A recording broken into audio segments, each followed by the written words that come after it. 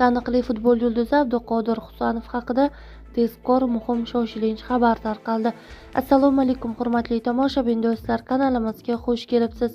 O'zbekiston hamda jahon olamida sodir bo'layotgan eng tezkor va muhim yangiliklarni o'tkazib yubormaslik uchun kanalimizga obuna bo'lib, videoroliklarimiz davomida bor yo'g'i bir dona layk hamda podpisatsiya tugmachalarini bosib qoldirishni unutmang.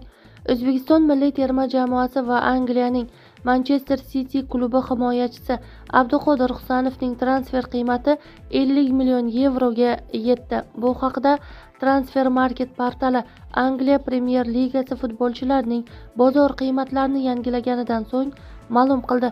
Yangilangan ma'lumotlarga ko'ra, 22 yoshli futbolchining transfer bahosi 15 million yevroga oshgan.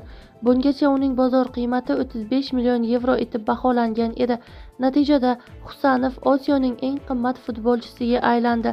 U bu borada yaponiyalik futbolchilar Kaishu Sano va Takefusa Kubodan o'zib ketdi. Shuningdek, o'zbekistonlik himoyachi Angliya Premyer Ligasida to'p surayotgan sobiq SSR mamlakatlari futbolchilari orasida ham eng yuqori transfer qiymatiga ega o'yinchi sifatida qayd etildi, deyiladi xabarda.